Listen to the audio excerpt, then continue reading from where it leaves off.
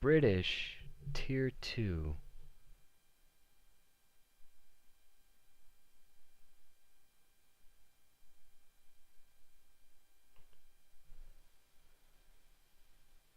Gonna start off in the Spitfire Mark 1 Alpha. We'll spawn Foxtrot 5, 30 minutes of fuel,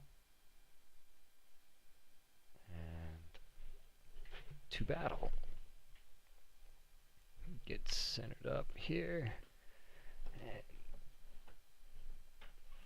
gotta fluctuate all the control axes so I get full range of motion. Alright, that's set. Engine start.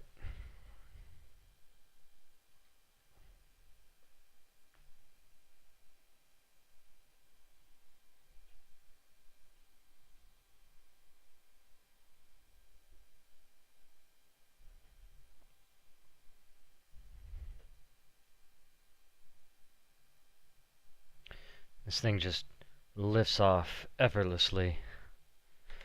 Positive rate of climb, gear up. Set cruise climb. Negative trim. Bring the nose down.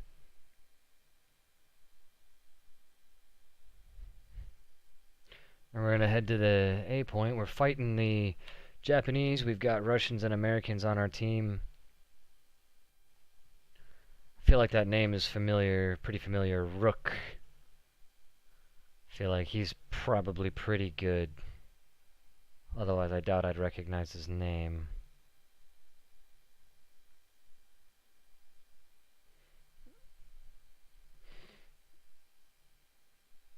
Get the tablet pulled up real quick before we get engaged in combat.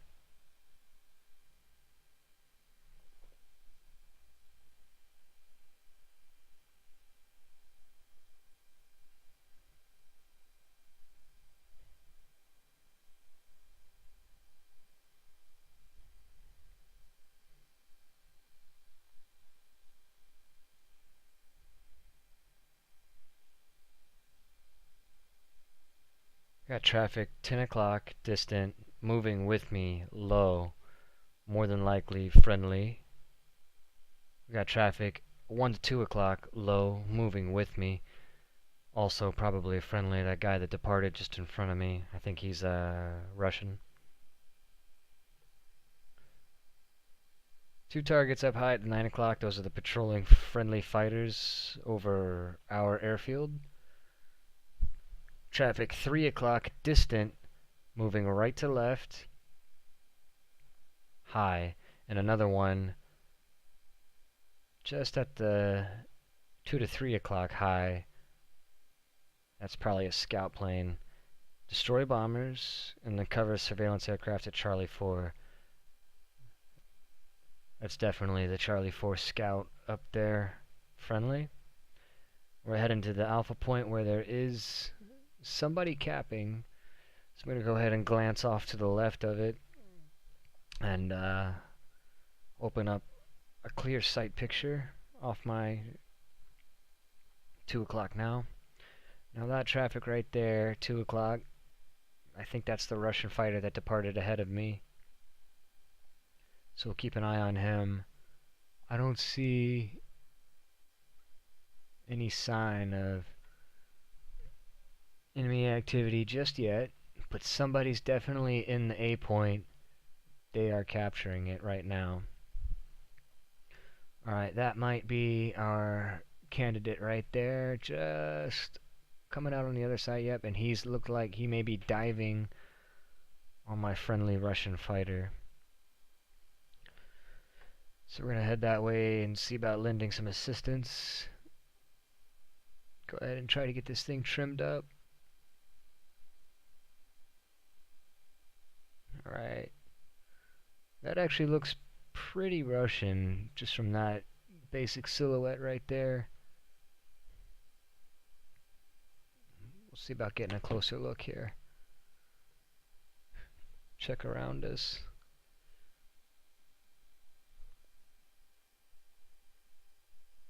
See if we can IFF ping this guy here. Let them know where we're at. Alright, that's the Lag 3. The Russian fighter. So we are decapping now. We've definitely got a stronger presence here. But I'm pretty sure that they were capping ahead of us. And the question is that guy still here?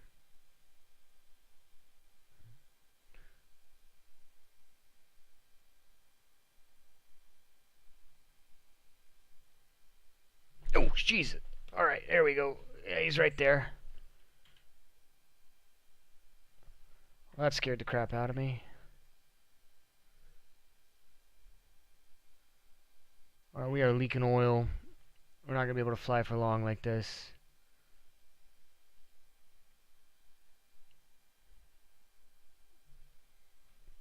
Alright.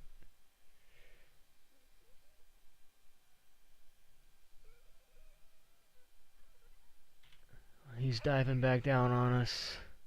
Going after the Lag now.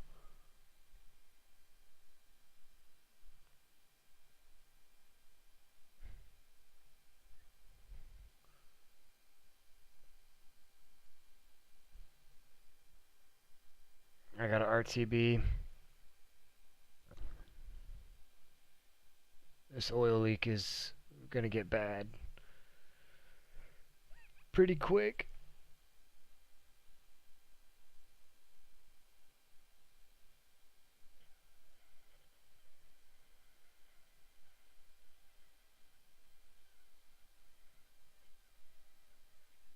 For your ramen challenge. Alright, well. Should be advised I am streaming now. So.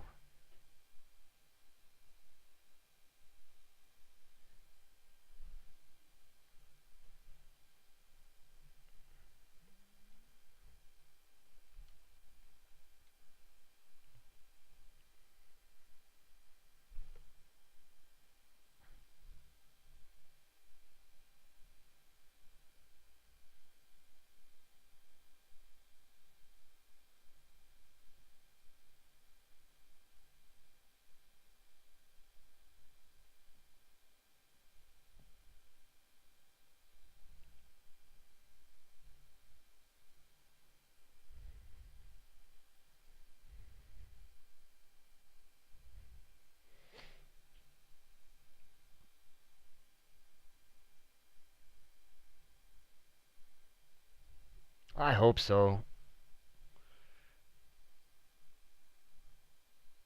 That's why I'm trying to play as much as I can, just in case it's not. I feel like it may have been a snap vector, you know, and they may realize they overdid it a little bit.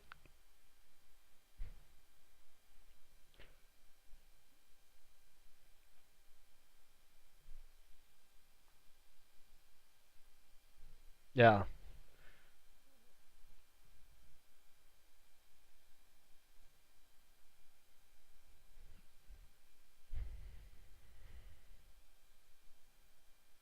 I know, man. It's great. Like I said, dude, I played a game. I'm like, I'm not even doing particularly well. Just pretty normal performance, and I'm just getting massive rewards for it. Completely spading out aircraft with tens of thousands of experience to spare, and it's awesome. That's how it should be.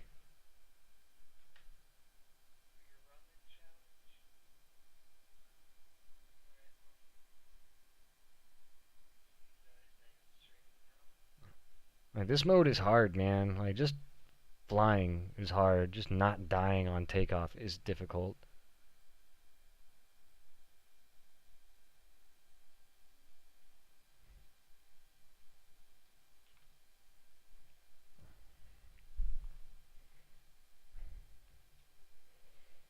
I got the crap scared out of me earlier, man.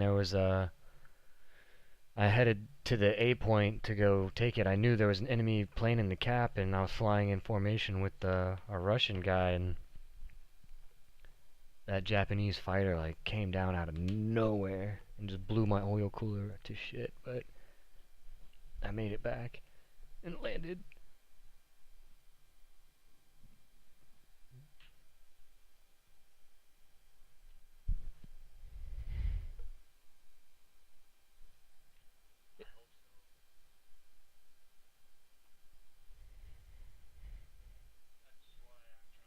Not good.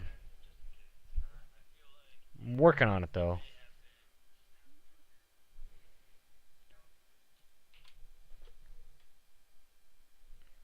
It's just practice.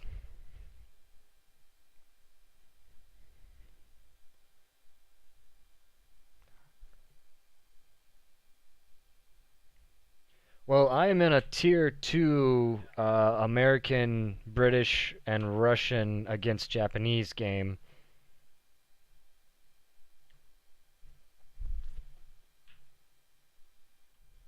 Okay.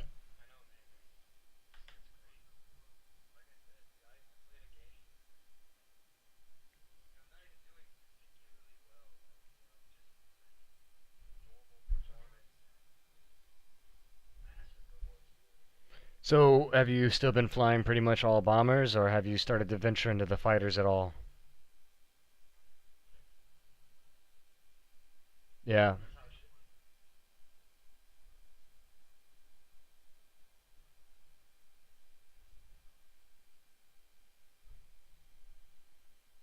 Yeah.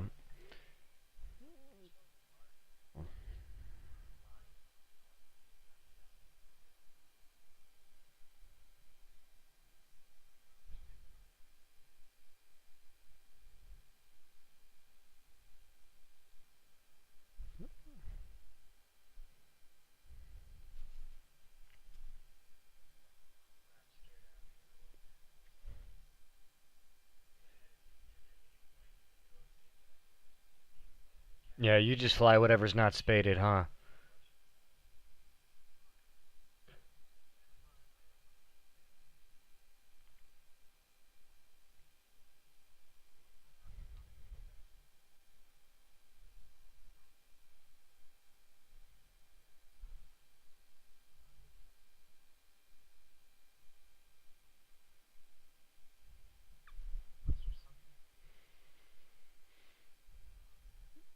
There's a couple of them, man.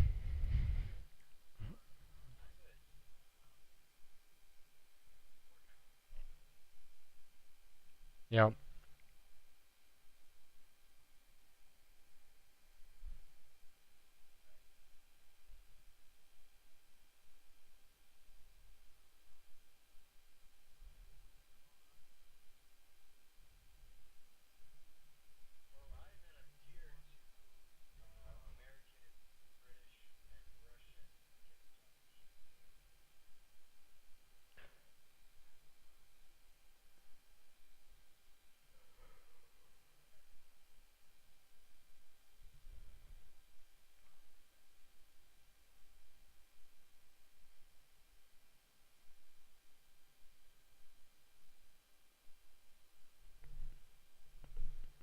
Yeah. And now I'm wondering what tank sim experience is like if this got boosted.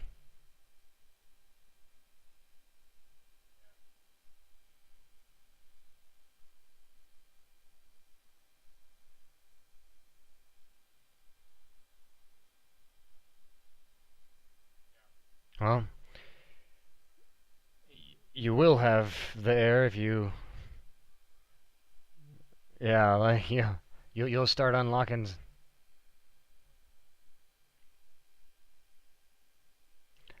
Yeah, once you get that BF 110 and then you get the US, you get a couple of ground pounders there, like the P-47, which you already have.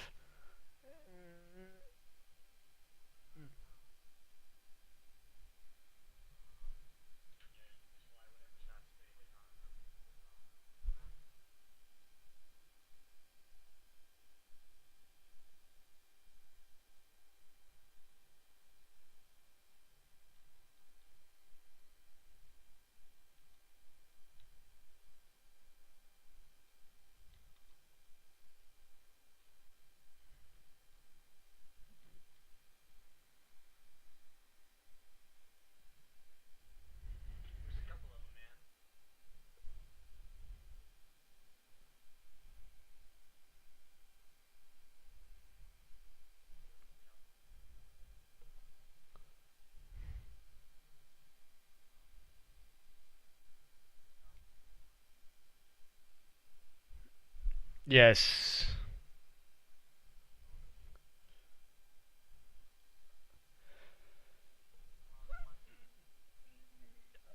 Uh, I think there was a French battleship that made it back to U.S. ports.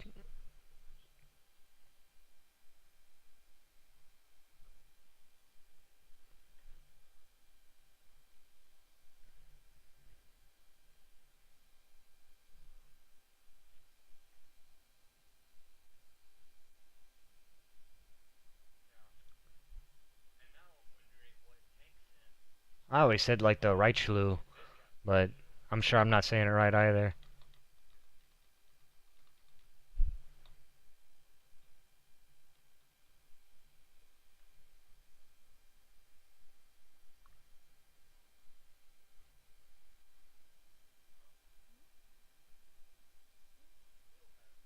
Oh yeah. I think France got overran in like 1940. Yeah.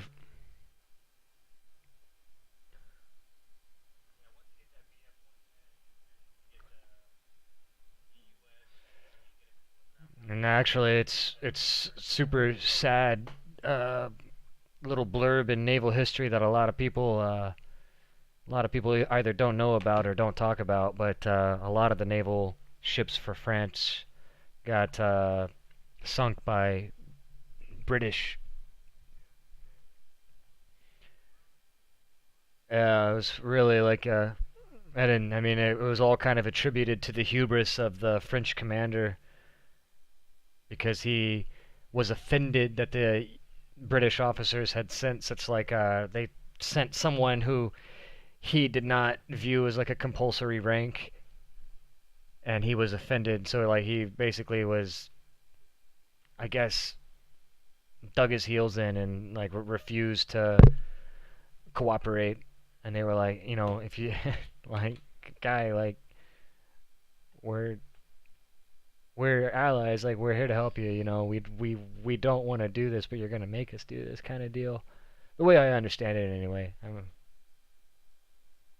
And then they did. They opened fire.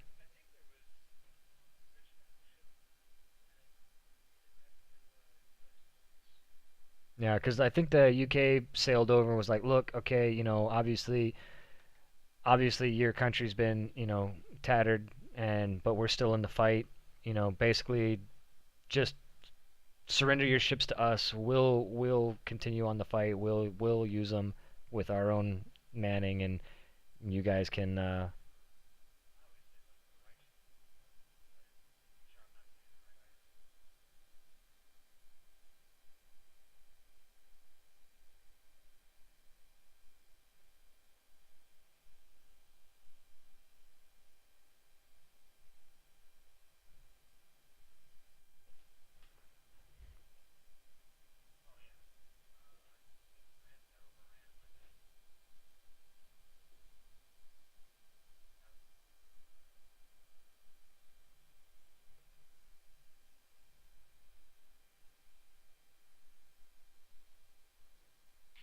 Kind of ran out of runway.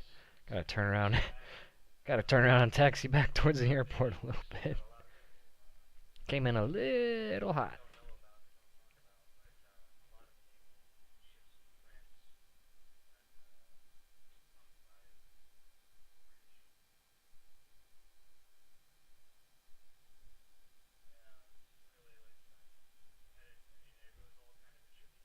All right.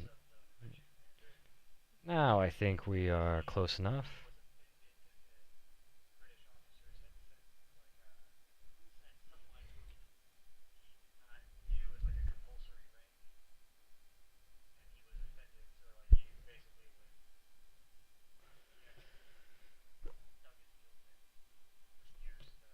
I gotta get my fisherman up while I'm repairing. It's another thing I really like about sim mode, man. It gives you a lot of opportunities to cook and fish.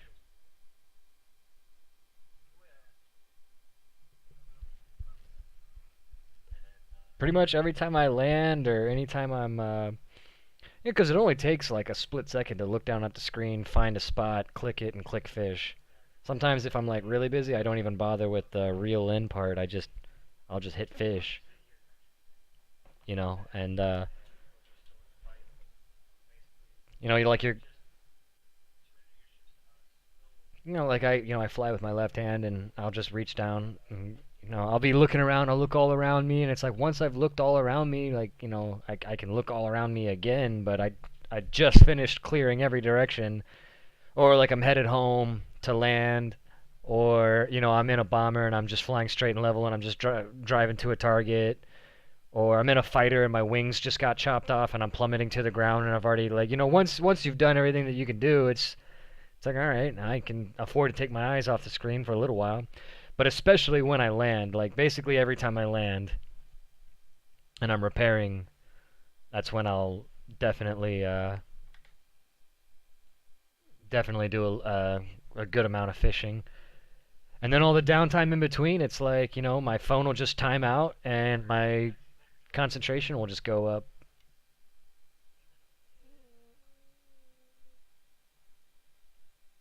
Nice, dude. Is that the first one?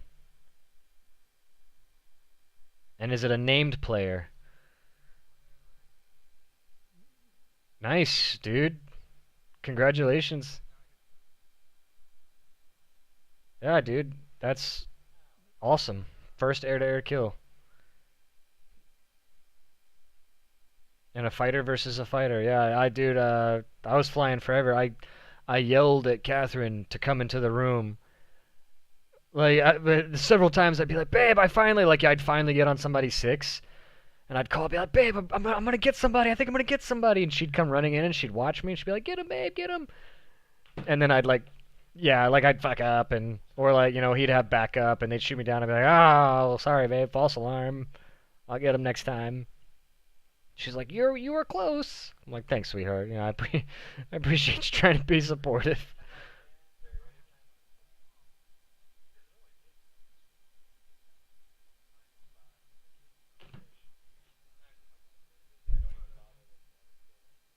Yep,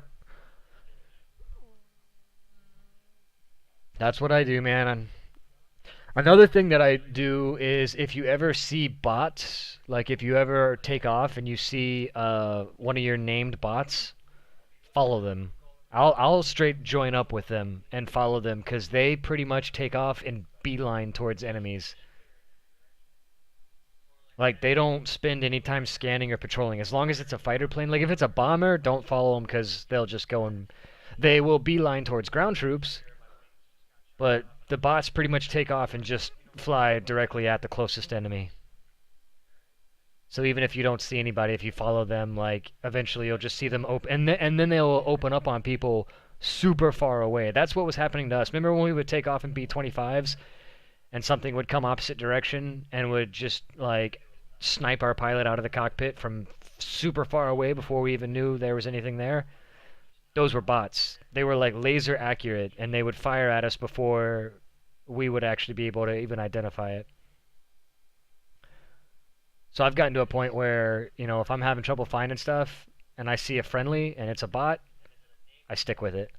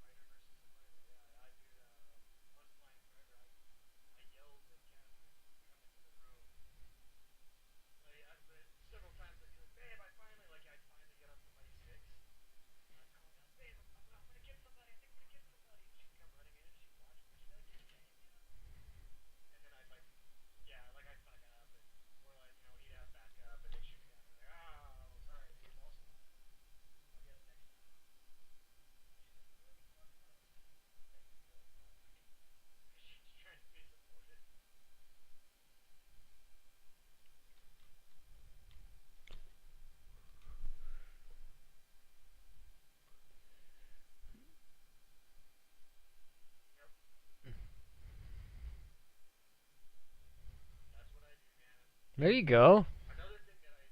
It's a good feeling, huh?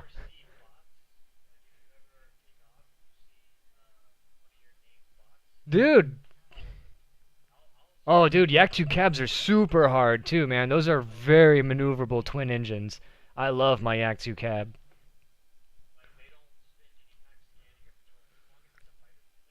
Yeah, dude. Take it home, man. And that was all skill. That's the best part about it, man. Like it was all skill. If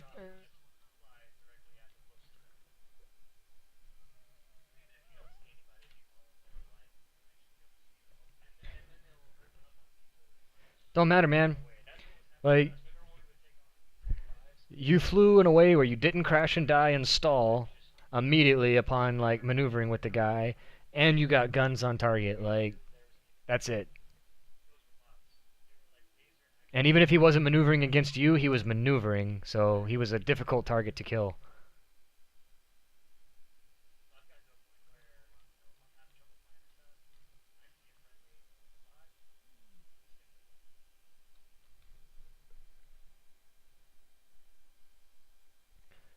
Yeah, Yak 2 cabs can be pretty beefy, and they've got two engines, so knocking one engine core out's not always enough to do the trick. And they've got good cannons on board and stuff, and excellent visibility. That's what I love about it the most is the awesome cockpit, and it turns on a dime.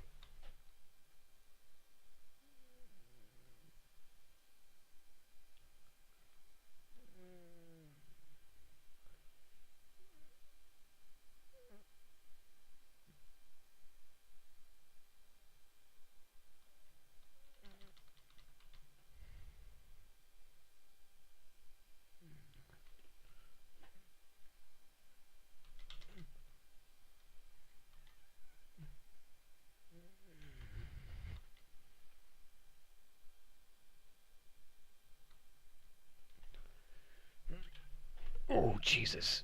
Ow. Where are you at? Who is on my ass?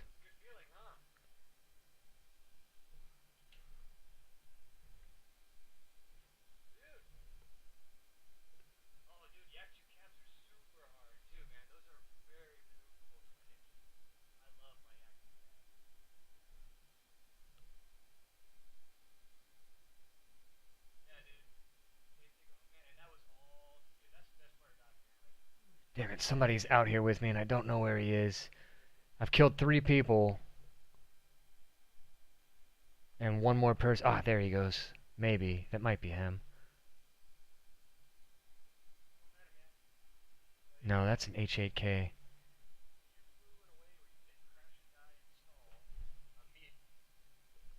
But I am gonna go for that guy. Ah, dude. You just got some serious experience and then you took it home and doubled it. Pretty good feeling, huh? When you when you get an air kill, man.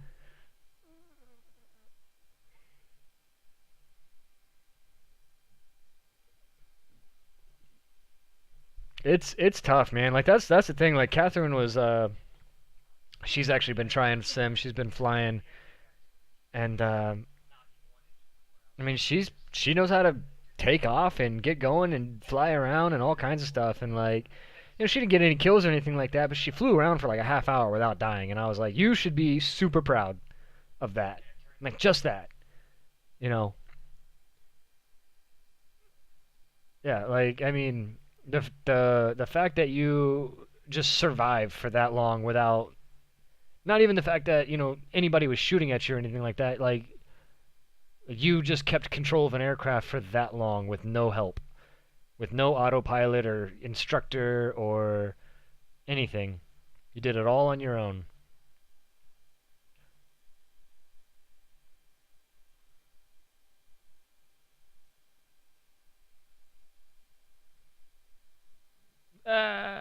Yep. Yeah, it's super exhilarating to me.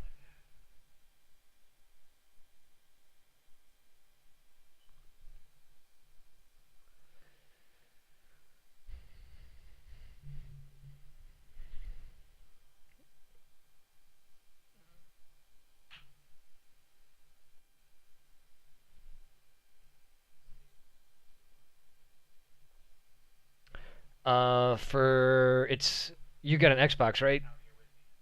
It's the A button, the green button. And that should also be set up to do your rockets as well, if you're on the newest version of what I gave you. Because I mean, that's just for, like taking like little ranging shots, but you also need quick access to your rockets, so I just combined them up. So just remember that if you ever have an aircraft that has rockets on board.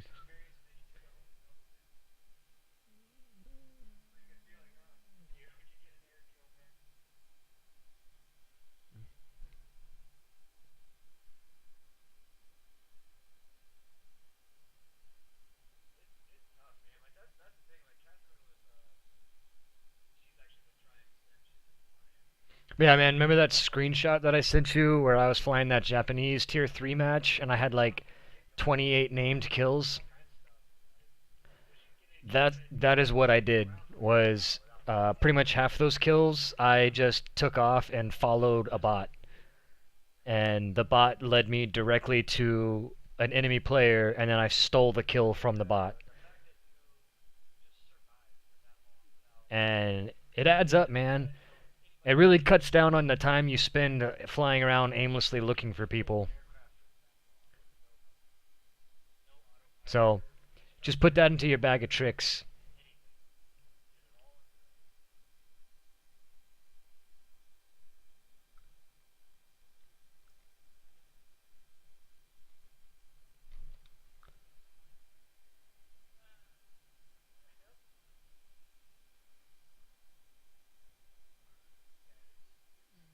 Got a 0 out here.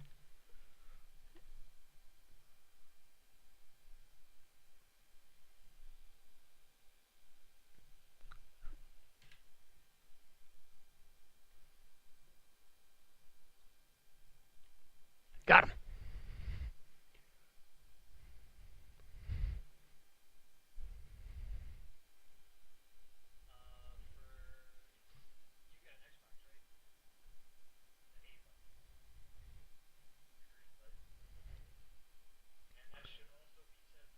Alright, I got 500 rounds of MG left. I need to RTB.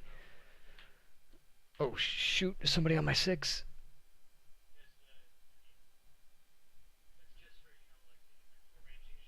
I thought I saw a glimpse in my rear view mirror for just a second.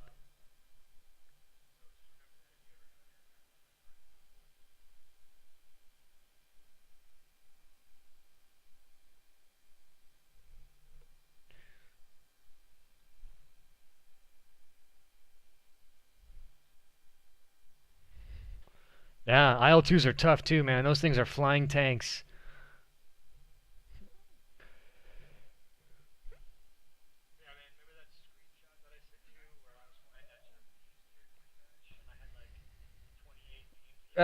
Is it just tier 2 Germany, or is there tier 2 Italian in your game as well? Because I'll leave this match and join you, man. I'd rather fly with you. I know you're working on Germany, so that's cool. Yeah, 2.3 to 3.3, but are there Italians on your side? Press tab and tell me if the Italian flag is next to the German flag. Then no. That's fine. I can fly a tier 2 Germany. I think I still got aircraft over there to spade. Tier 2 Germany's a lot of fun too, man. They got a lot of good stuff.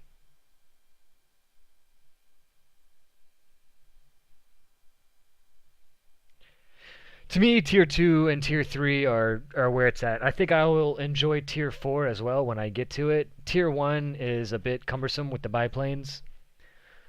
I just I wish that they would put like a tier 0 almost. Like I feel like they should just have like a tier 0 where it's like straight up reserve to 1.3s. Because if I get into my BF 109 E1 and I'm fighting against biplanes, I'm God in that game. It's just like there's nothing you could do about it. Like it's not fair at all. And then it's like you expect biplanes to go up against somebody like that who's already done well enough to get the BF 109. So they obviously know what they're doing, and now they're in a plane that's essentially untouchable.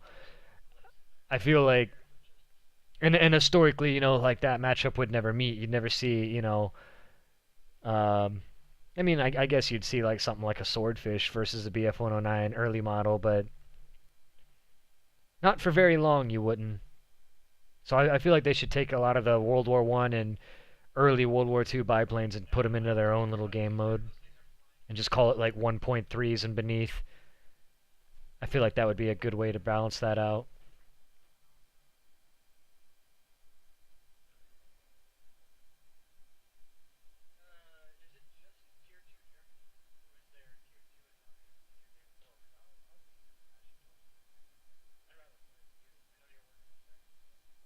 Yeah, do it by years or something.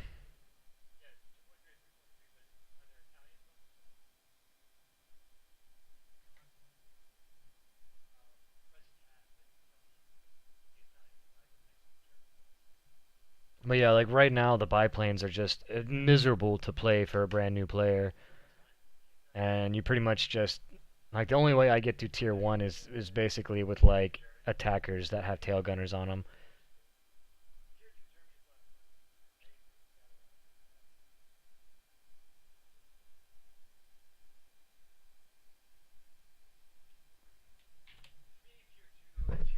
All right, I'm gonna repair this plane, bail out of this match. Hey, I'm a living ace. 5 named kills, 0 deaths.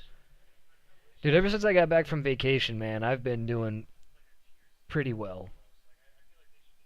I feel like that break was good for me.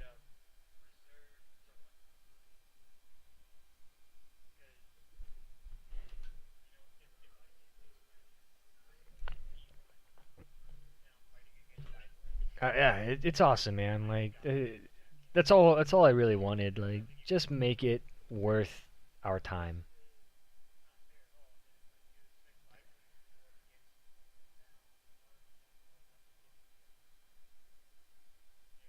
Yeah,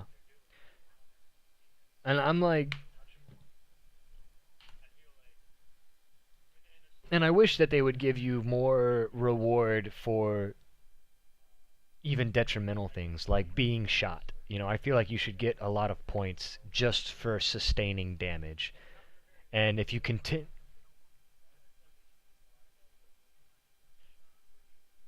no, I mean, like, dude, think about it. In tanks, you literally get medals for being shot in a tank. Yeah, like, yeah, like I've racked up tons of money just by getting one shotted and then like having somebody slam rounds into me for the next 5 minutes, and I'm just like racking up experience. You know what I mean? Like, how come that can't be a thing here? And just like you say, it's like, okay, even if you get just like one shot blasted out of the sky, okay, okay, cool. Here's a couple dozen points, so it's not a total wash for you, first of all. And then maybe you don't get blasted out of the sky. Maybe, you're just losing oil and you continue to fly a crippled plane. Now you're just getting points over time. And if you happen to make that plane get back home, then we give you like, oh man, you just brought something back. Like, now we're gonna give you a bigger reward. Like, you should get experience for that. And one of the biggest things I feel like is you should get proximity points for being in the vicinity of a death for an enemy. And the reason is like if you are near an enemy that perishes, whether by but even if you never put a round into the enemy aircraft and all you did was just fly over there and you guys just like twirled around each other for 20 minutes and then he crashes into a tree, you directly contributed to the demise of that aircraft. Even if all you did was distract him for long enough to uh, take his eyes off the ground, and like you deserve something for that.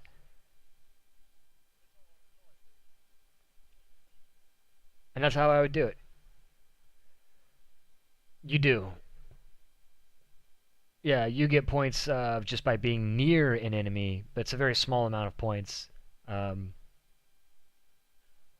2.3 to 3.3 is what you're playing, right? Okay, just want to make sure. All right. Russia versus Germany, 2.3, 3.3. They're Corsun? No, it can't be because the Italians are in there. Oh, well, no, you're in that game. Dude, yeah, the Italians are there. Wow, man, I can play the Italians. Sweet. Yeah, if you press tab, it'll show you the country's flags up at the top. So you should see like and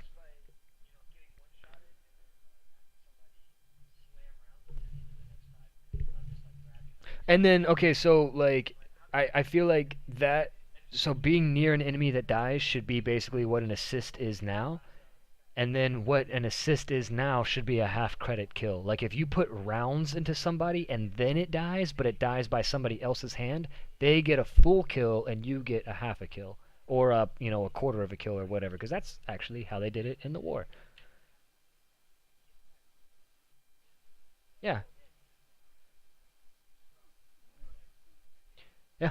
Like you'll see like yeah, like a half bomber shape or something like that cuz it's like, you know, they had three people all shooting at the same plane, and it's like it's difficult or impossible to determine who was the killing blow. Or maybe you are sure that somebody was the killing blow, but somebody else, contributed significantly to the death of the aircraft. Like, yeah, so you get a little half credit kill. All right, I am spawning Alpha 2. Oh, dude, if you had told me. Yeah, so if you press tab, you see at the top of our list of names, it says Germany and Italian flags, and then next to on the top of the enemy side, it's just a little Russian flag. Oh shit! Did you just die? All right, hold on. I'm at Alpha 2 airfield, waiting for you. And you're in first place, man. You're pretty solid. Yeah, dude, you're pretty solidly in first place.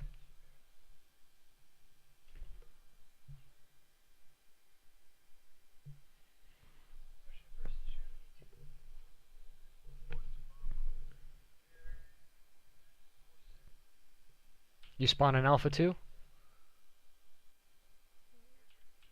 Yep.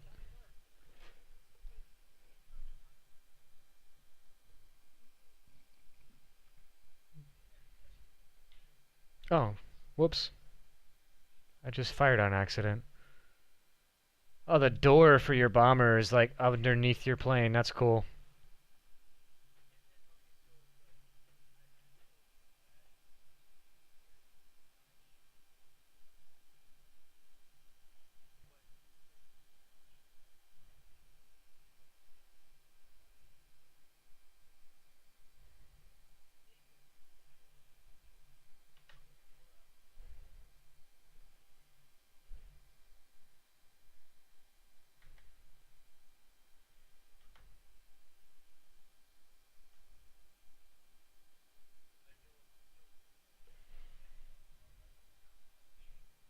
Alright, I will try to fly escort.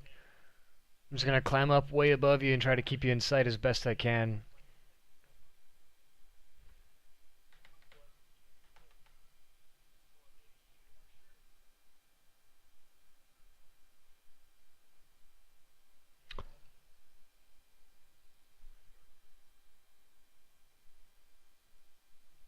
You know what I wish they would do with crew experience is instead of doing it based on like using the crew and then you get points that you can spend at your discretion, I wish it was more like Celtic Heroes where you get the abilities by doing the thing.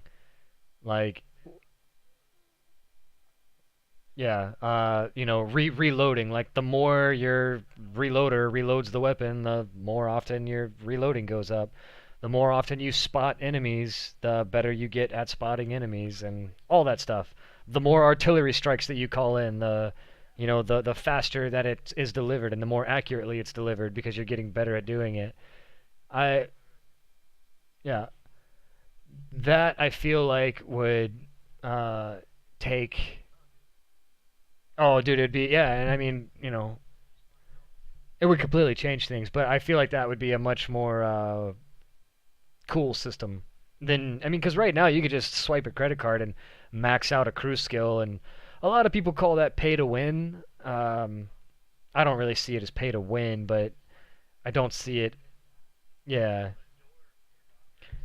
yeah, because it's not like you're paying for something that I can't achieve. It's just you're getting something instantaneously that takes me a while to work up legitimately, and I think it'd be cooler if your cruise skill. True, yeah, and I mean it gives you a competitive advantage, but it's I consider pay to win the ability to buy something that otherwise could not be obtained by means of like free, methods. And that's not the case here because you can max out your gunners super early, but I can play for a year or two and achieve the exact same objective without paying anything. So that to me is a fair compromise. It's pay to not wait, pay to progress faster.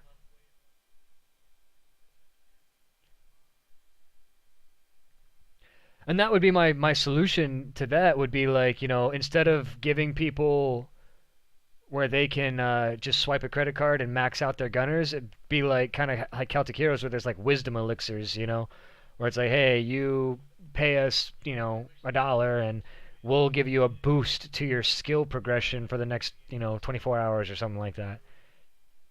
Can you report in? I lost you in the ground clutter.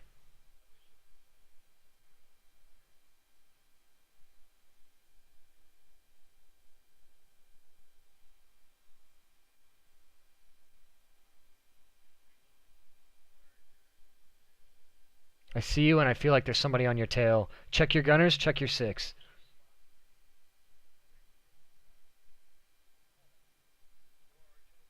Is there a guy behind you? Directly behind you? Yep. Turn, oh, no, I think he got you. Oh, nope, you shook him. Alright, I see him climbing and I'm pulling in on him now.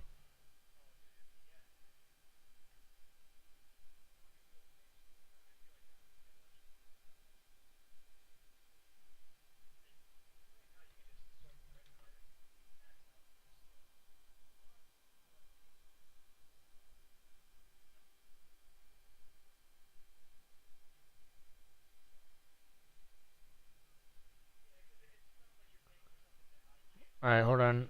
I'm working on him. He's diving on you again.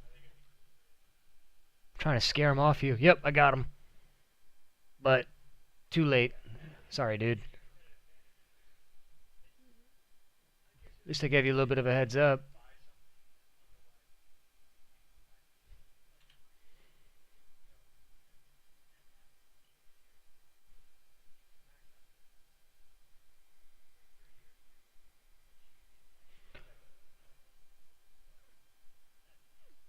Yeah, I'm not the best bomber escort because I'm still not quite sniping people yet. Like Raven, man, sometimes that dude is just absolutely nuts with his guns. Like he's extremely accurate, and I'm kind of more of a spray and pray type. I need to get a lot more accurate, a lot more disciplined with my fire. That's kind of the next real big step for progression on me.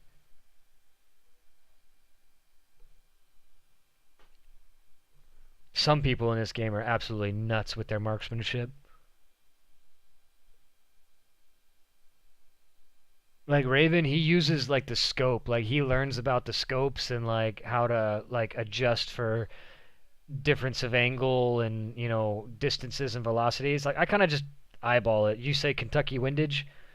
That's pretty much how I do it. I just kind of like, and I feel like I should shoot here.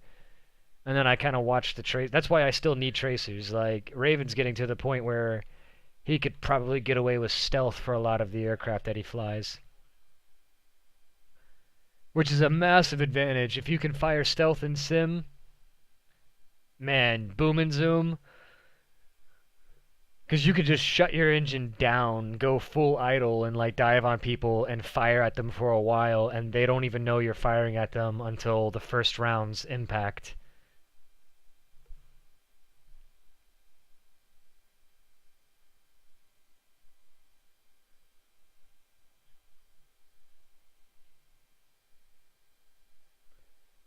Yeah, that's when playing the same plane for a very long time really comes in handy.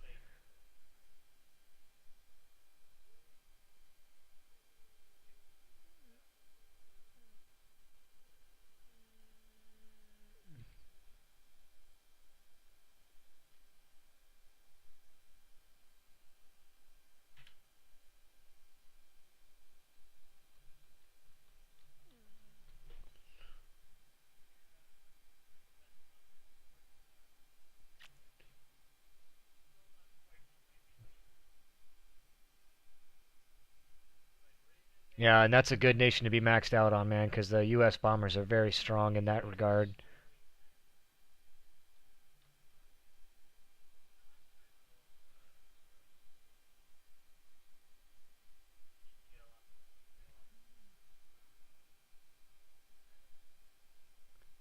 Yeah, did you get an assist? Did you look? There you go.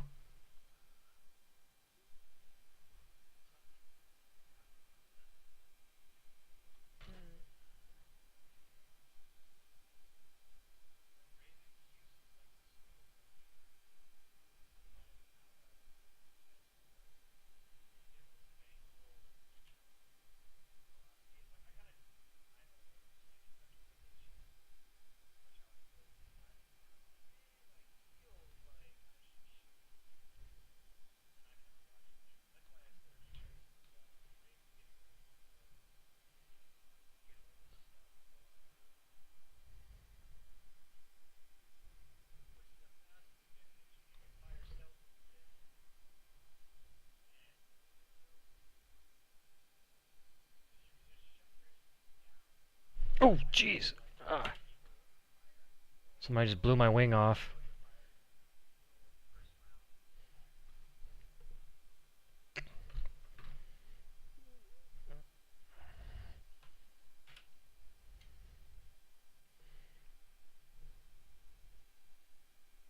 Oh, my right wing is like falling off. Yep.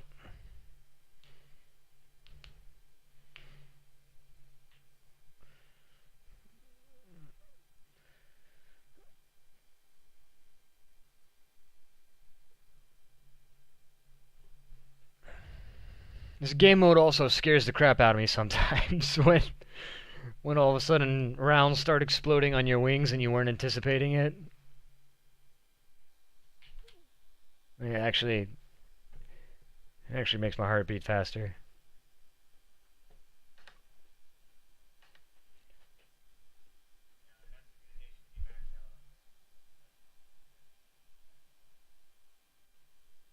I think somebody's attacking the airfield that I'm on.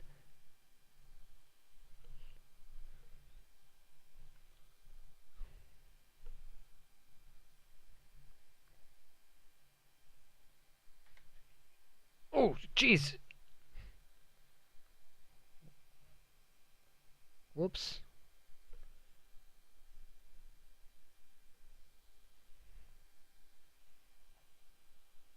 It was not going quite fast enough. Just too worried about these bombers.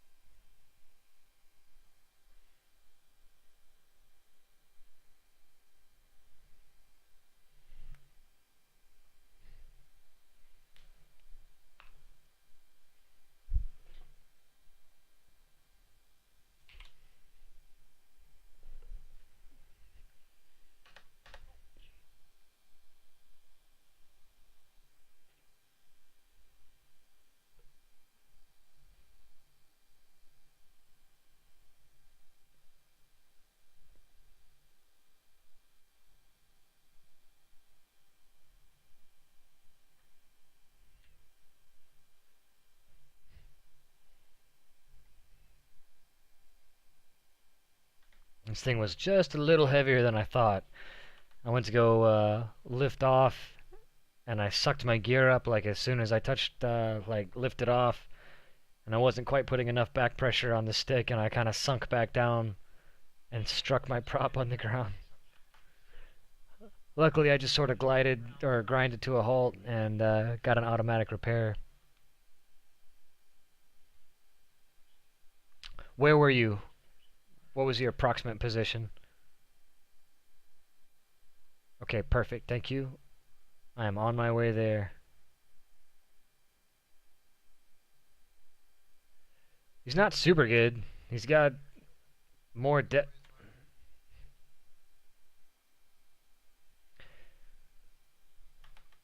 Yeah, he's got more deaths than he's got kills, so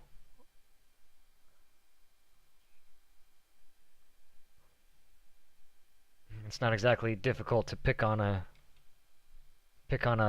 low altitude, low tier bomber.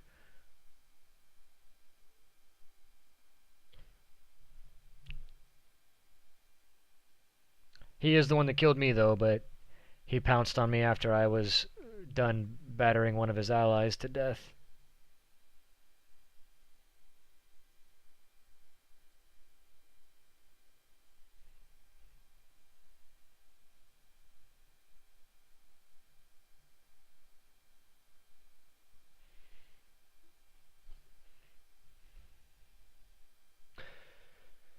It's a good question.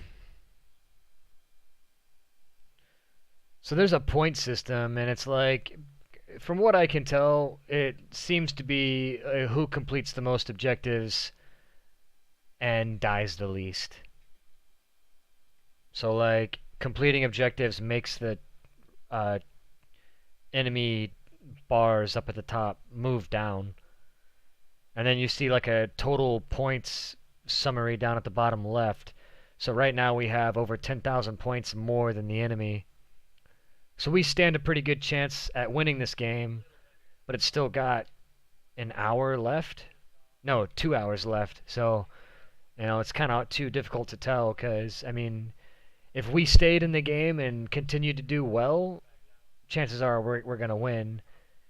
But if an enemy squad joins the other team and we leave and they just get to seal club the bots, then they could easily turn the tides.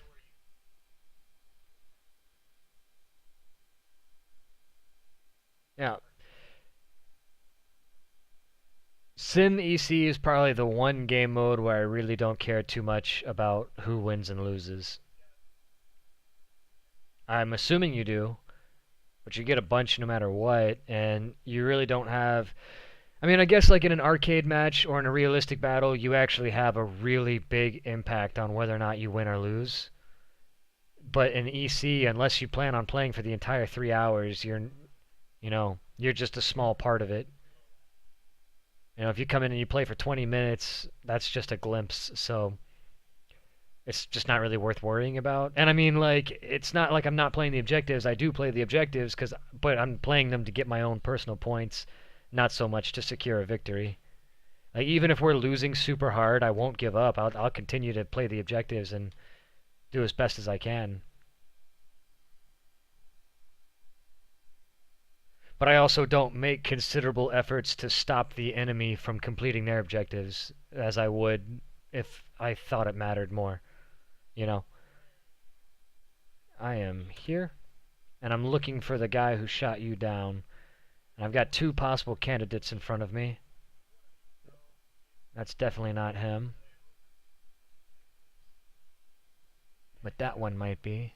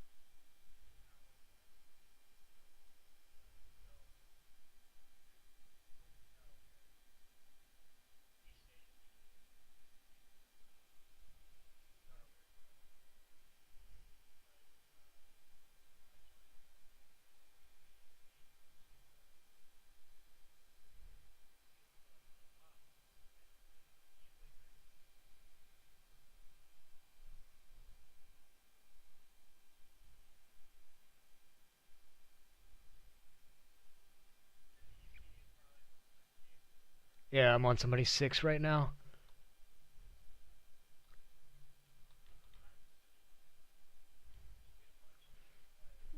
Alright, I just killed that guy. Yeah, 4,500. I just reported in. He's not dead yet, but I blew his elevator and tail section off, so give him a couple thousand feet and he'll find the ground.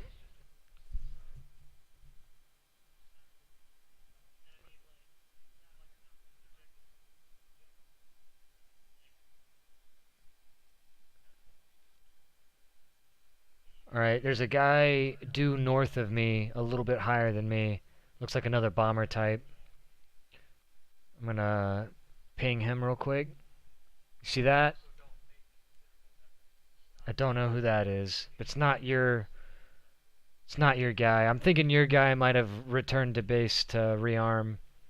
It's probably what I would have done. This looks like it could be an HE-111 right here. This looks like it could be German. And yep, there's the Iron Crosses. And there's the HE-111. Alright.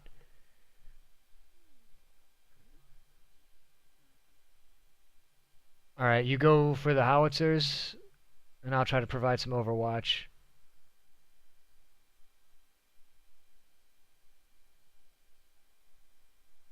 I've got you in sight. I'm above you. Yep. I'm up above you, and I'm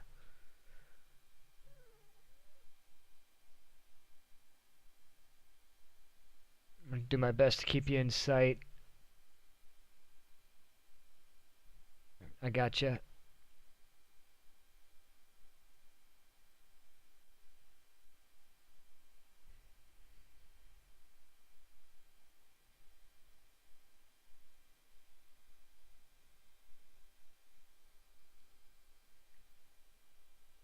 Alright, I'm going to lose sight of you for a second as I come out of my turn.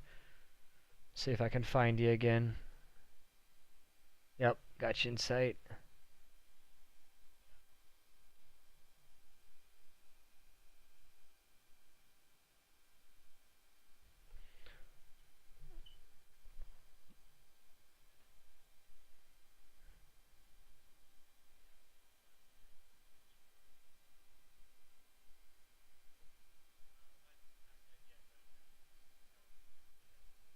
Are you heading towards the battle?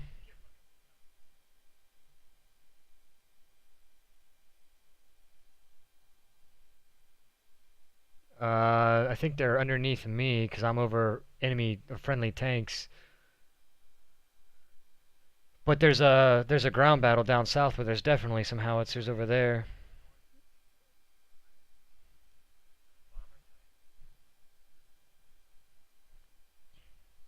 Enemies?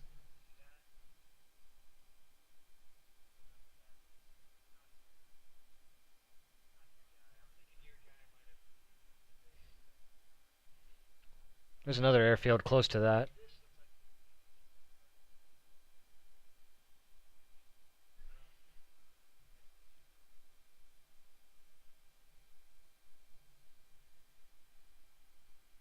Then minimum fuel was the correct amount to bring.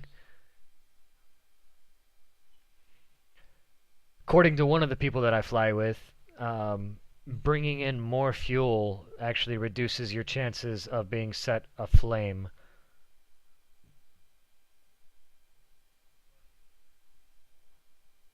But, right. Yeah, the liquid fuel doesn't actually like burn. It's the gaseous fuel.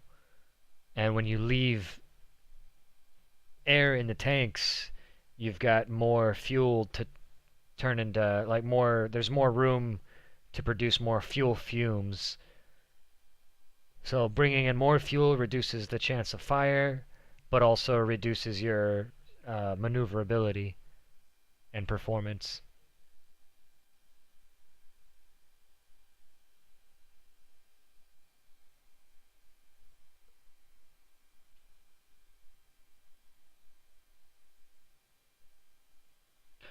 I don't know if that is modeled in the game, but according to him it is, so.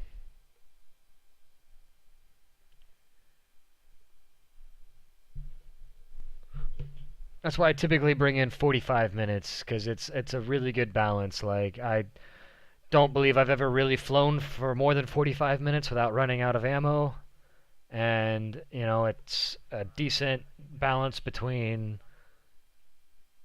flame mitigation and maneuverability.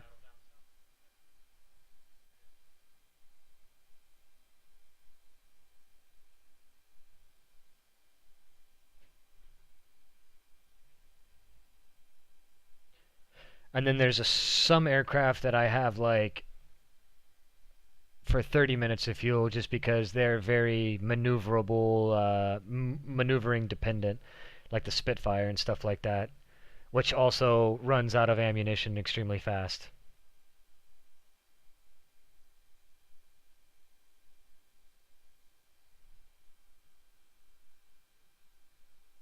And it actually has a ton of rounds. It just fires them super quickly out of quite a lot of guns.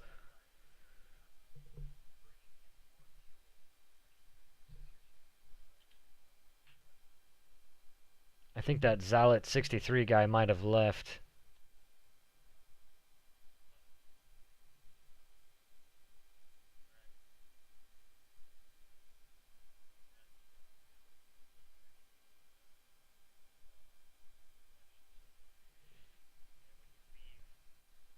Alright, I'm over the battle now.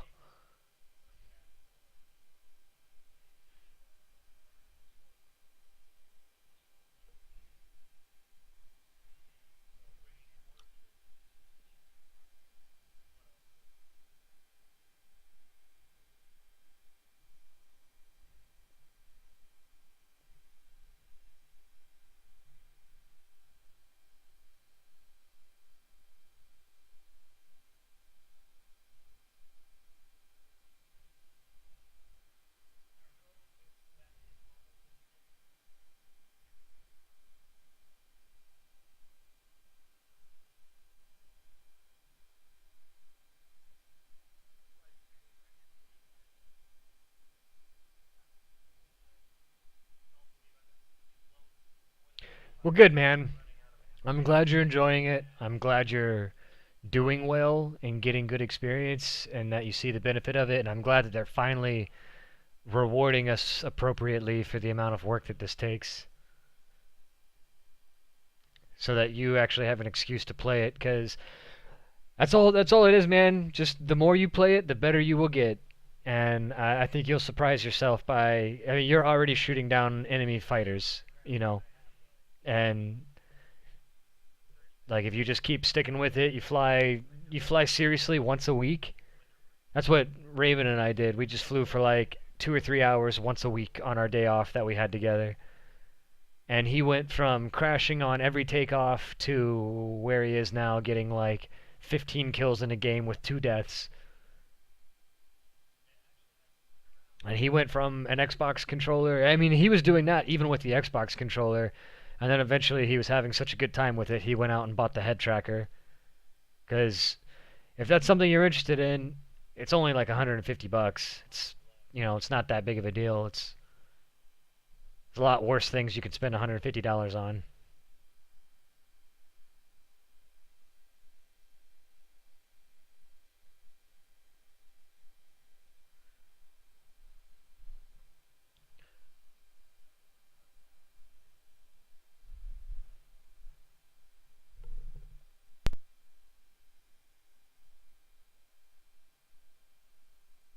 Nice.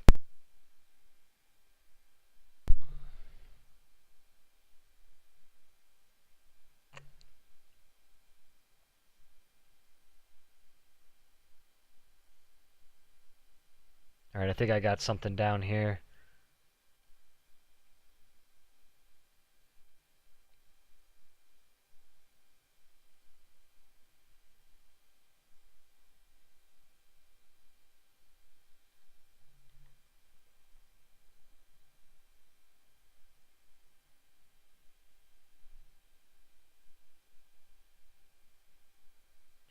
I just shot down an SU-2. I think I used 5 bullets. That was pretty good. So that's what I need to start doing more consistently.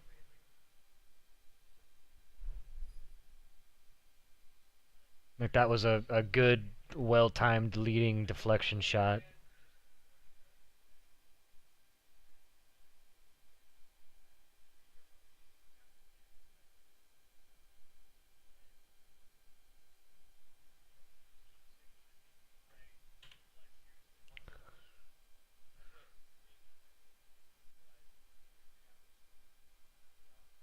One thing that I've been trying to do is communicate more and report my position in a lot more. That's one thing that everybody could stand to do better in this game mode. And so, like, one of my things is anytime I shoot somebody down, I report in after I get the kill with a follow me. So people know where somebody just died.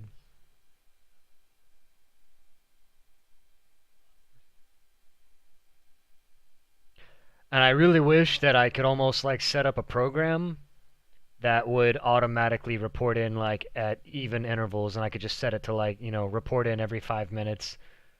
I would love something like that.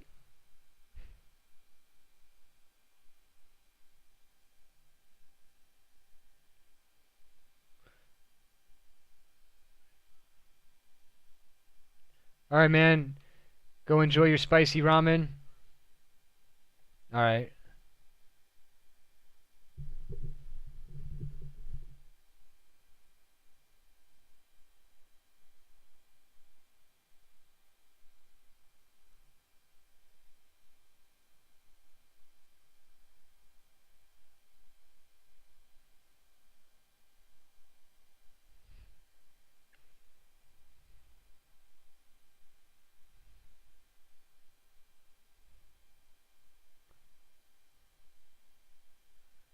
I think I see somebody over here trying to take out our JU-87s.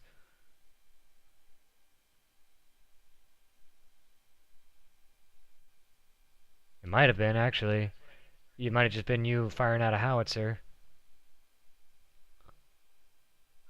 Because, yeah, your position report's exactly where I saw it.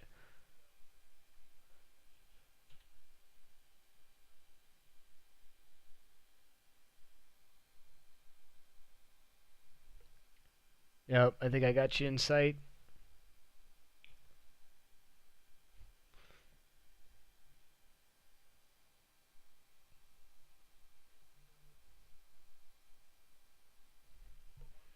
Yeah, probably, dude. Isn't that, isn't that cool that you can do that?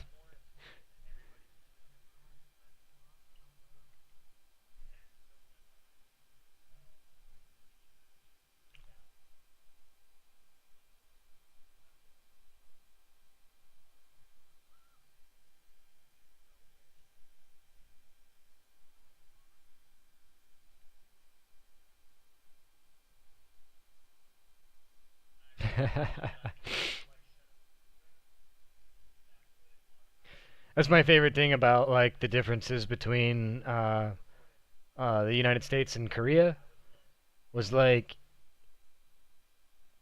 I tell people I'm like, when you go to a gas station and there's like two aisles full of every kind of chip you can think of in the United States, it's like, they got 18 different kinds of potato chip, you know what I mean? And then like, five different kinds of Cheeto and just by different companies and like 18 kinds of trail mix and whatnot. Well, you go to Korea, it's the same two aisles, but it's full of ramen. It's like every kind of ramen you could possibly imagine.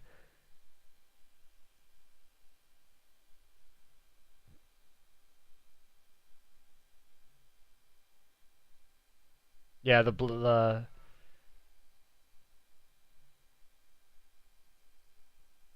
I got something. It was like in a cardboard bowl that was all painted black.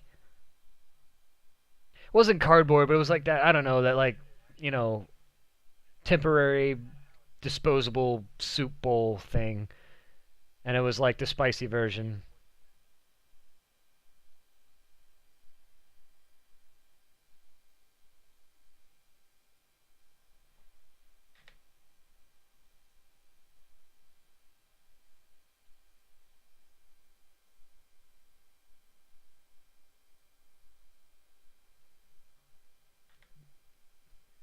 Gear check.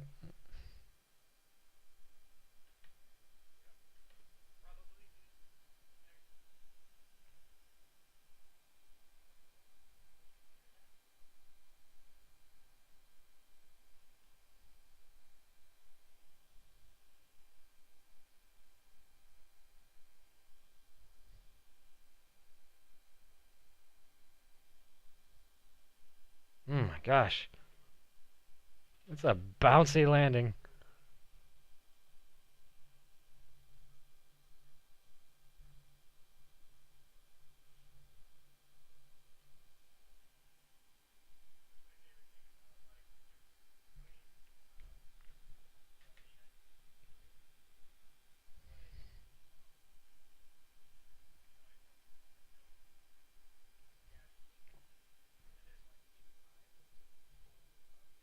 Yeah, dude. Doing awesome. Oh, wow. Did they just bomb us? There's a lot of us on the airfield. I'm surprised they didn't get any kills.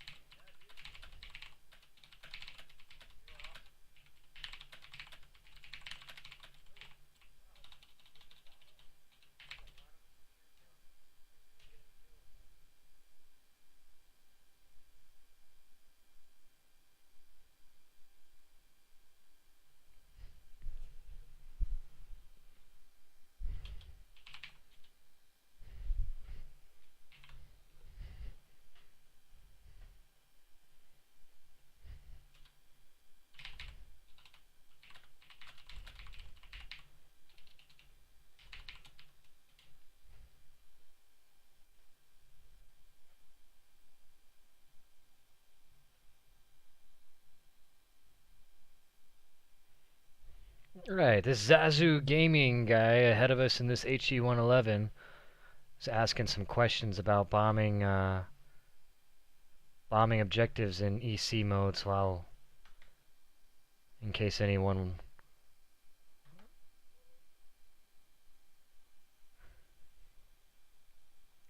So he was asking about bombing bases and whatnot. Um, you can bomb the airfields and you can bomb the factories in Sim EC. So this is what the factory looks like.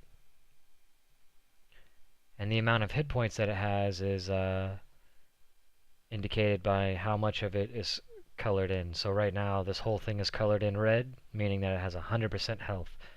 And as it takes bomb damage, it will deplete until it is all filled in with white, and then it will die. And then after about 5 minutes or so, another factory will spawn in somewhere else. So that's factories, and each side has a factory. This is our factory, and you can see that it's almost pretty much halfway dead.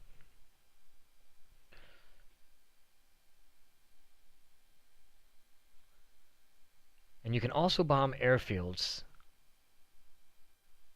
So we've just discovered an airfield right down here. And so now you can see that there is an enemy airfield symbol up here. And that symbol up top symbolizes how many hit points the enemy airfield still has. So that enemy airfield is at full life. This guy's going real slow.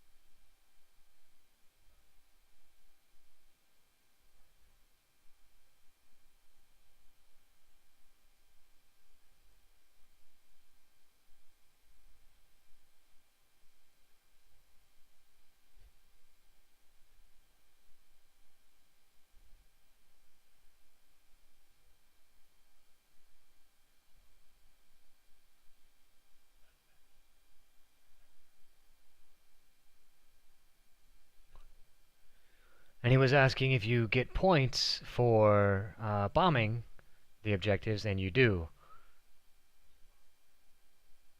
So Sim EC might be the one place where bombers actually have a legitimate and useful role and can actually perform their functions appropriately, I guess. I don't know, like they have time to climb, their gunners are actually super effective, they're pretty, defensible, and if they fly in formation, they're extremely formidable, and they can really, a good squadron of bombers can shut down a game, even if that game is, I mean, you could be absolutely decimating the enemy team, and if they spawn a fleet of HE-111s and systematically destroy your airfield bit by bit, you'll lose the game.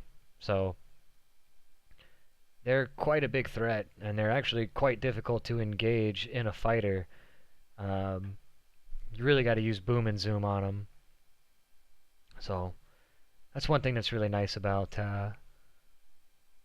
SimEC is, it gives bombers a legitimate place to be.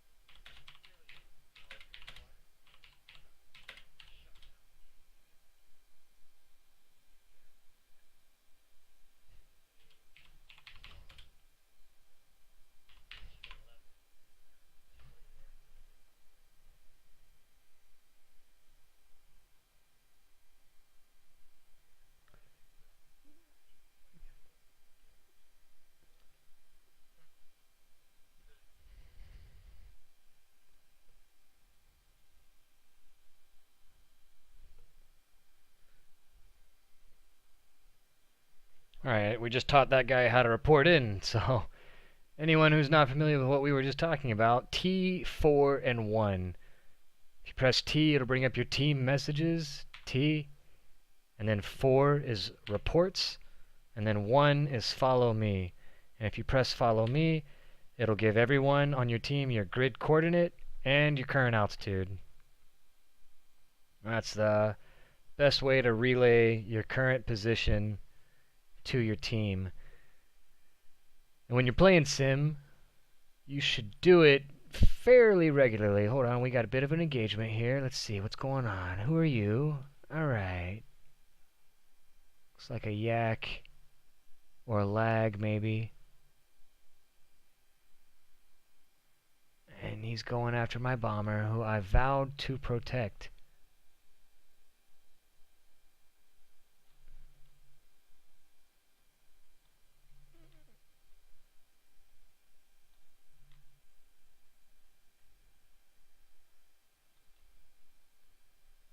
Got him.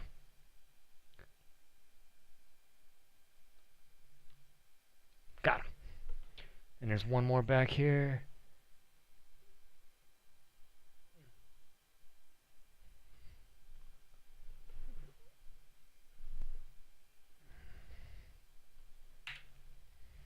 Oh, what a hit.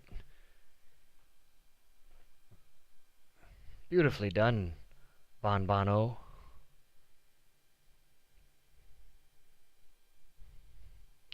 I do love me a Yak 2 cab. That is a... Oh, he added me to the friends list. Nice. Sure, I'll be your friend. You gotta love Sim. Did he... No, we might have been right next to the airfield, too.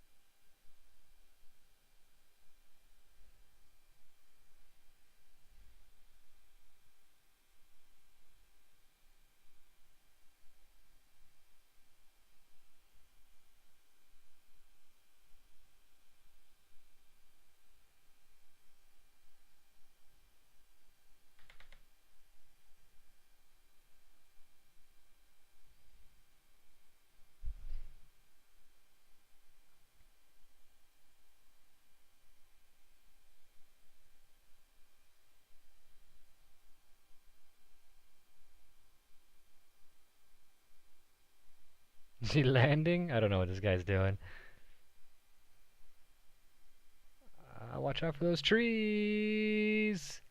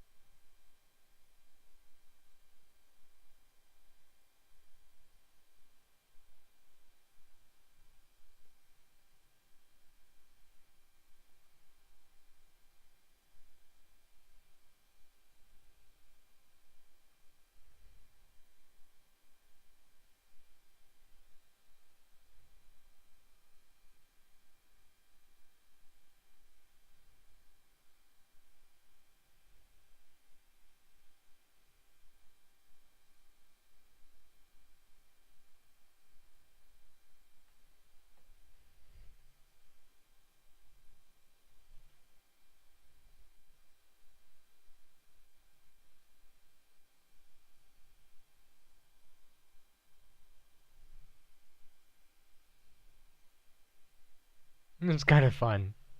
This guy's just learning sim. And so I guess he landed out there in the field because he wanted to hold somewhere until the next bombing target came up.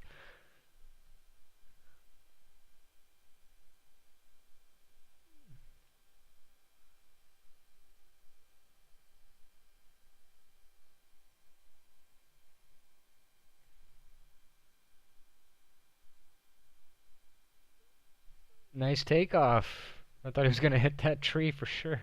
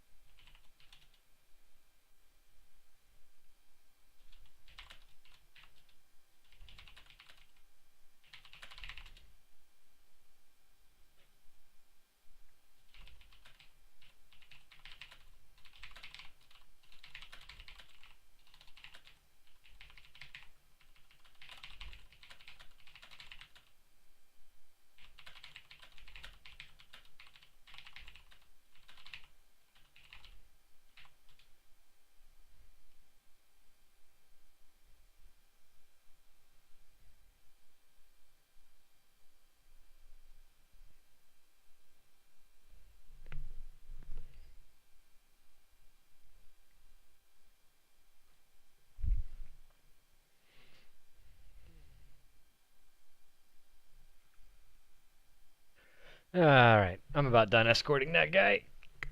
But that was cool. He seems genuinely interested in learning sim.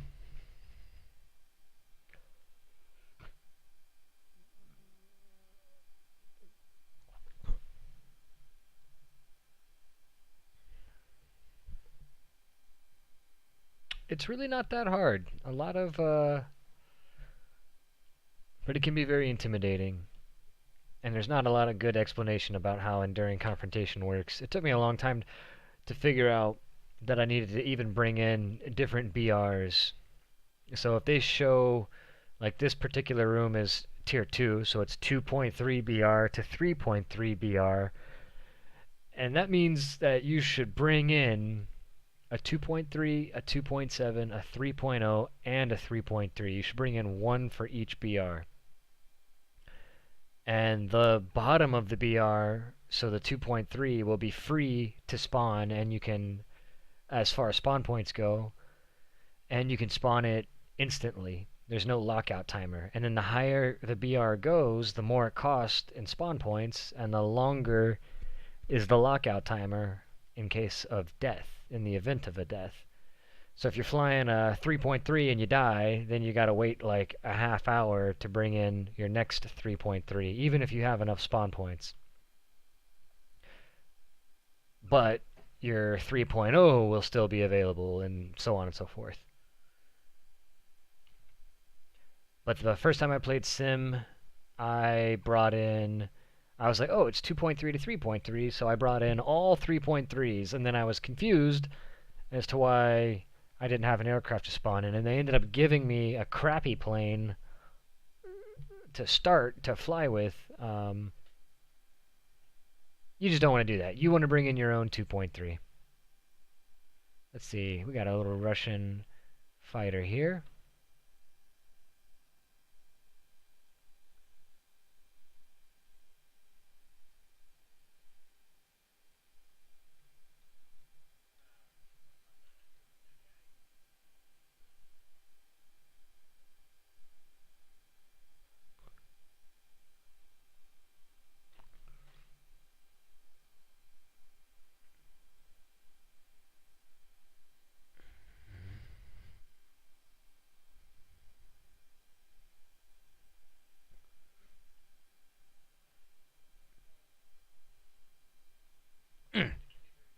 Don't wing stall.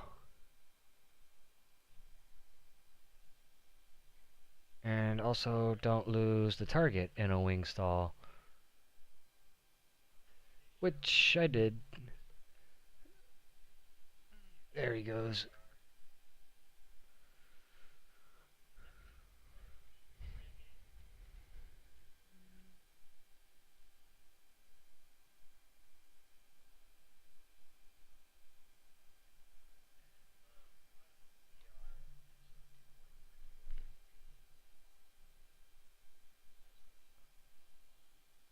That'll be an assist.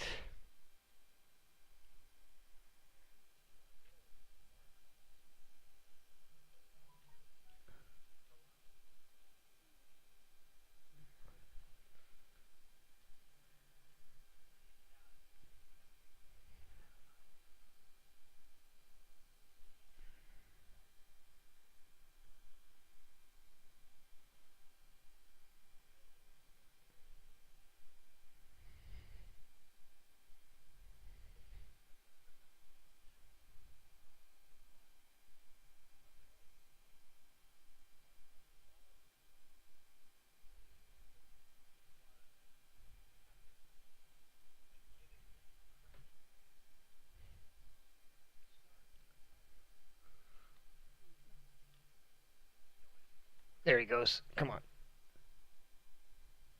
There we go.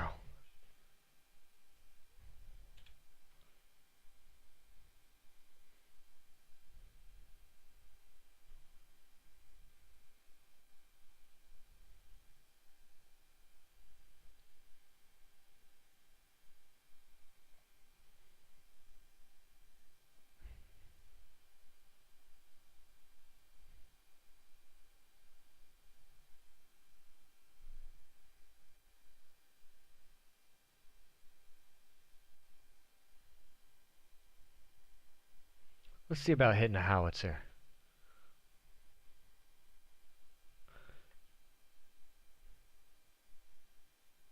There we go. There's one right there at the tree line. Let's get all steadied up. Fix this trim up. There we go. Nice and smooth. Nice and smooth.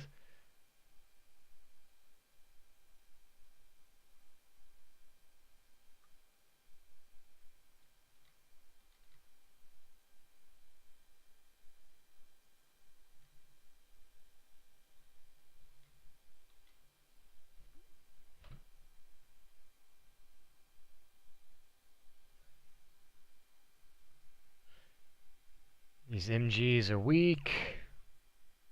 Oh, and those are enemies behind me. Alright. Let's pull around behind these guys. Let's figure out who the enemies are. Got several trailing elements. Those look to be German, so that's my Russian right there. Alright. Let's follow him in that left turn. Oh, we got 2 Russians in the gaggle. 3 Russians in the gaggle, so I'm going to take this trailing element, this Yak 2 cab. Always try to take the one in the back.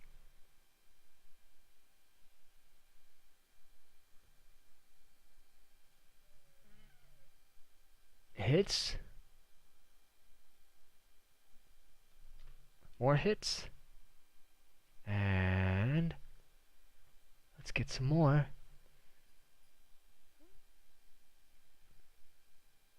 That thing is a good turner. That is what I use it for. Alright, let's save our friendly. Come on now. Let's get some accurate guns. Right there.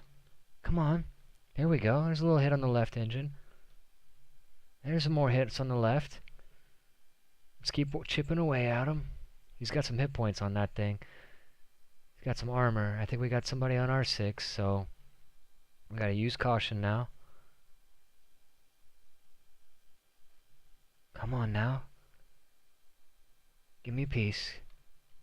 Come on now, give me peace. There we go. We're real close to friendly. Gotta watch that guy. Here we go. We're gonna follow him right down. Oh, he's not getting out of that. That's my kill. Oh, they got him. Alright, now we're on this guy's tail. Alright, let's follow him. Come on, turn left. Perfect. Good job, buddy. Good job, buddy. Give me a piece. Give me a piece. Give me a piece.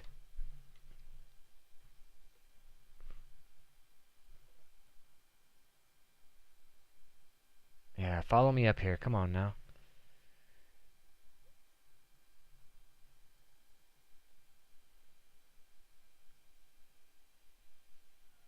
If the team doesn't... Oh, okay, I think somebody might be on me. Come on, give me a piece. Come on, there we go. That was a piece. There we go, that's a piece. That's a good piece right there. Alright, we got more fighters coming inbound. Well, I think we actually got attackers. Let's see. Protect allied attackers.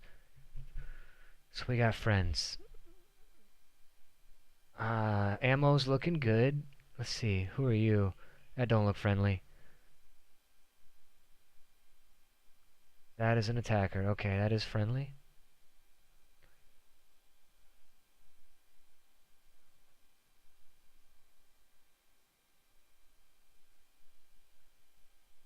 Alright, we got a bunch of JU-87s out here. Watch out for that HU-112. Let's try not to kill him.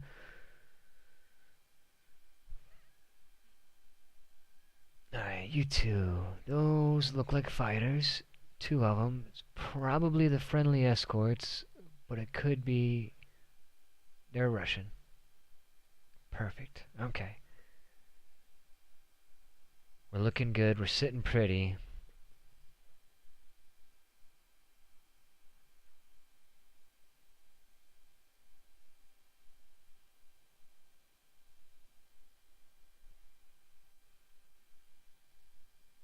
What are you doing, huh?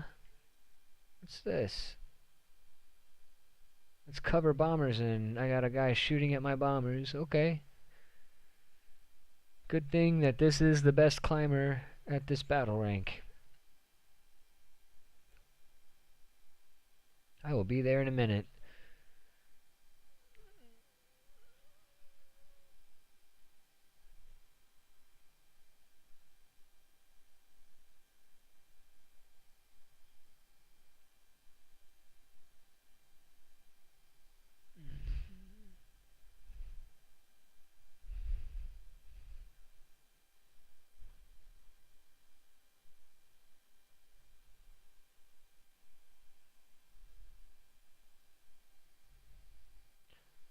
There he is right there.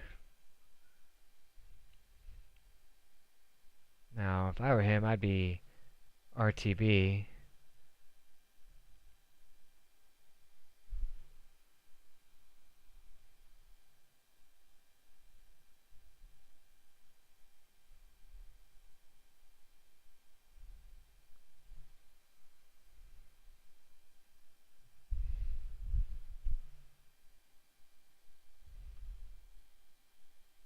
Yeah. He may be losing control, but he's still alive.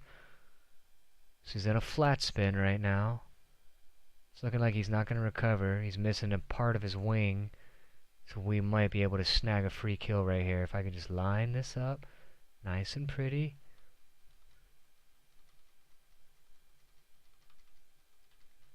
Alright. Those look like good hits. All the way down. Let's come in and try to hit him one more time before he smacks into the ground. Slow down. There we go. We got him. Alright. Let's try not to violate the Geneva Convention here.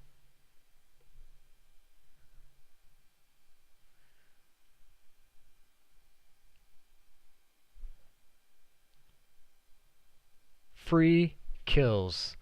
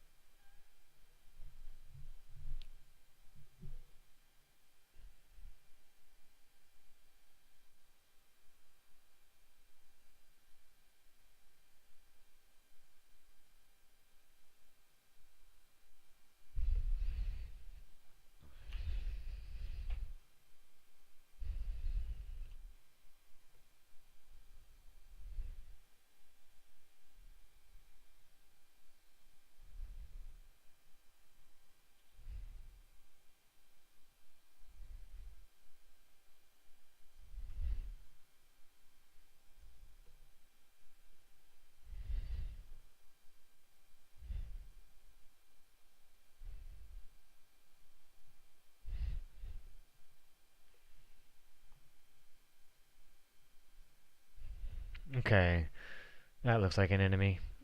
Heading towards my bombers again. Two of them, maybe.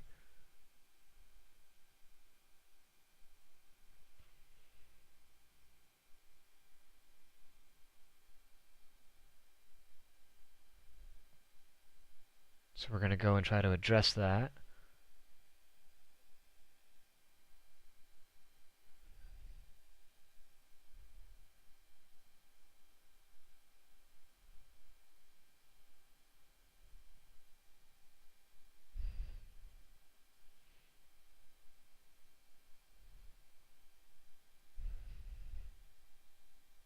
Yeah. Guy's climbing after my bombers like a banshee, trying to get into an attack position. I'd like to see him get a little bit of damage. Alright, we're pulling in on a 6 now. Keep him in sight. There he goes.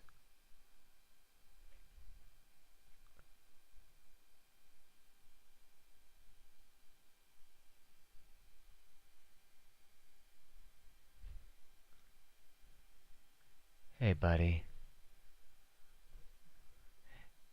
Hey, buddy. Come on, don't wing stall. Keep it nice and smooth. He doesn't hear me because my bombers are so loud.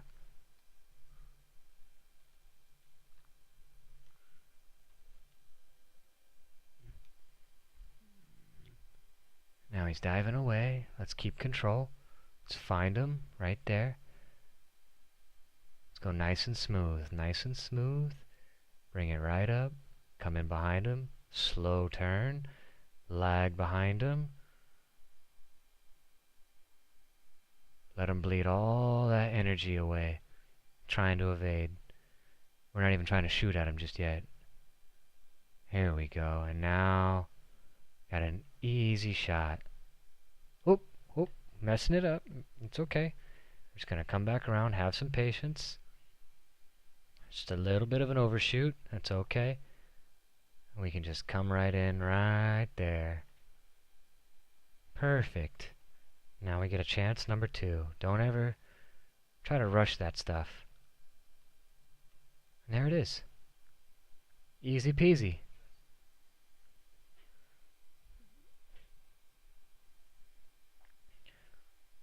I think that was the hardest thing for me to learn was I would see someone, and then once I saw them, I would just lock in, and I would refuse to take my eyes off them, because if I ever took my eyes off them, I would never find them again. So I would make my pass, I would botch it, inevitably, because, I had no earthly idea what I was doing. And after I had botched it, I'd realize it, but I would refuse to take my eyes off the target. So I'd be going for the overshoot, and I would press the attack, and I would try to direct my aircraft to get one more last second desperate attempt at a burst. And I would clip wings, I'd, bend props, and just do all kinds of silly things. And all it takes is, just your attack runs aren't going to be perfect. You come in for a run, and if it's looking a little sloppy, you just pay attention to the direction that they're going, and you just loop back around and try it again. You just be patient and methodical.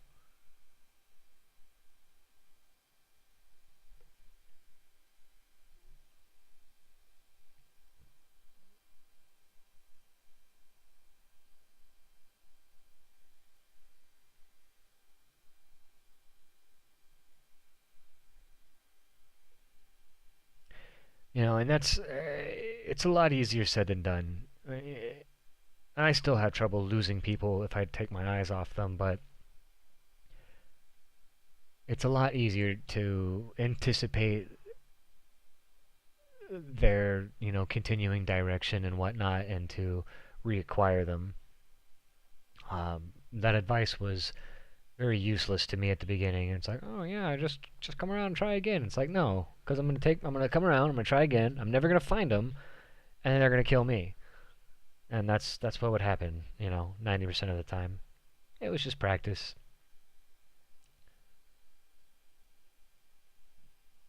That does not. No, it's an HE-100. Oh, it's HE-112.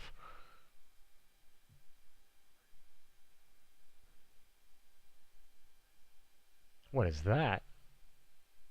BF-109.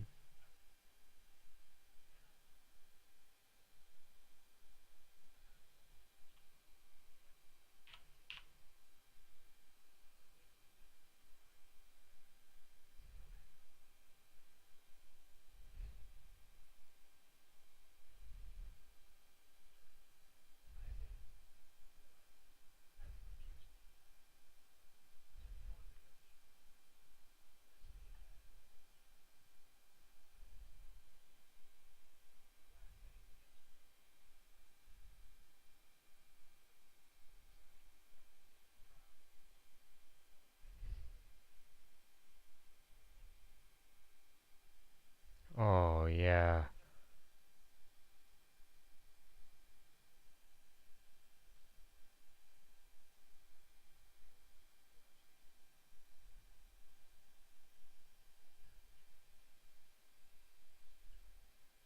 Nice.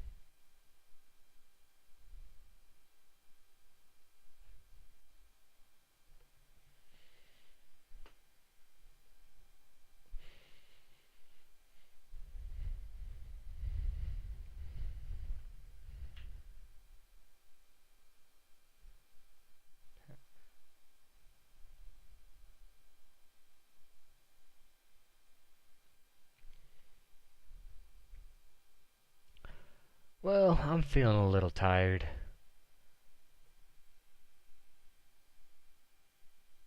And I got Book of Mormon tomorrow. And I gotta put an alternator in my fiance's car.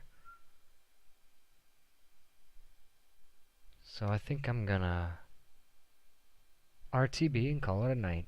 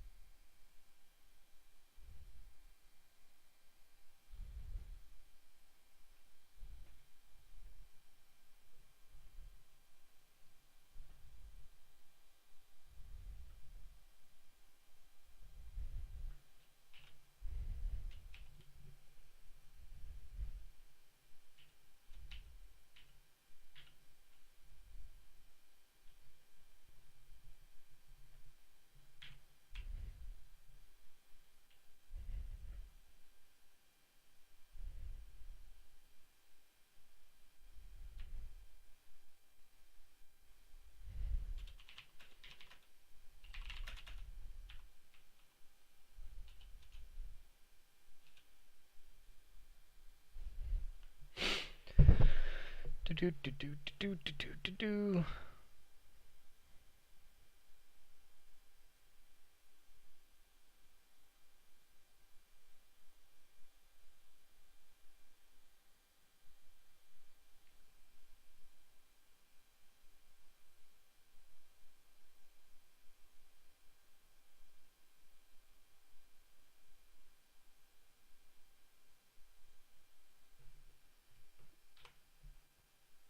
Alright, for those of you still with me, thank you for watching.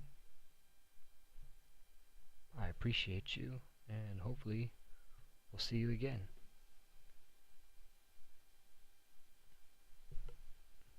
9 air targets, 1 kill assist. Ooh, a spin. Come on, 1 million gold. I'll take it. 37 hits, 2 landings, 96% battle activity. That's pretty good.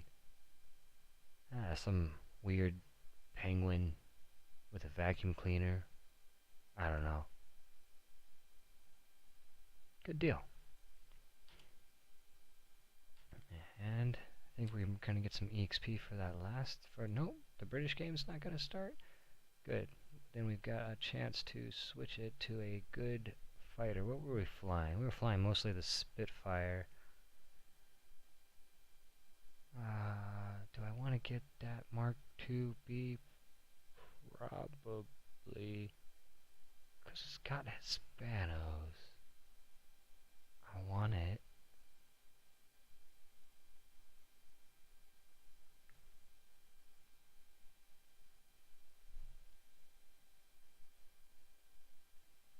I don't know. I'll probably leave it on the Wellington. Get a little welly belly. That'll be alright. Alright. Let me cut the stream.